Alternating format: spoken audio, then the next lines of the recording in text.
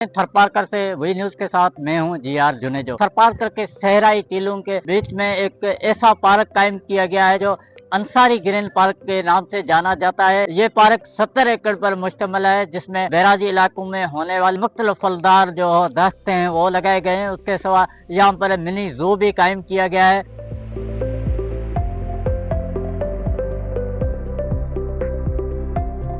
हम अभी जहाँ पे खड़े हैं ये अंसारी ग्रीन पार्क है। ये नियर अबाउट 70 एकड़ पे फैला हुआ है और ये हमारा पार्क जो है लोकल कम्युनिटी के लिए यानी ओपन भी है, कोई भी यहाँ पे घूमने आ सकता है। यहाँ पे साथ साथ हमारा जॉयलैंड भी है जो बच्चों के लिए तफरीह की जो है मौके पेश करता है। उसके साथ साथ हमारे पास मिनी जू भी है जिसमें परिंदे भी हैं और कुछ जानवर भी हैं, हिरन भी हैं, जो कि यहाँ के लोकल कम्युनिटी जब आती है तो वो घूमती है और उनको देख के बड़े खुश होती है।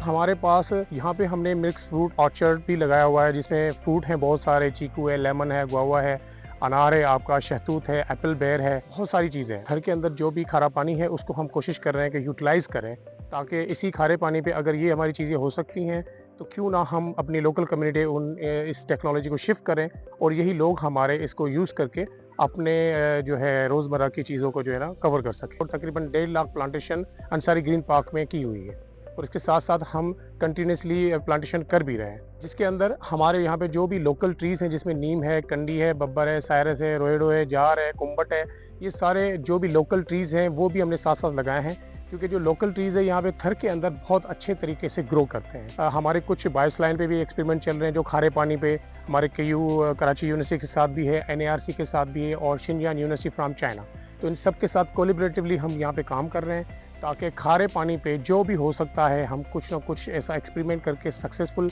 चीज़ें निकालें जो कि हम लोकल कम्युनिटी में शिफ्ट कर पाएँ।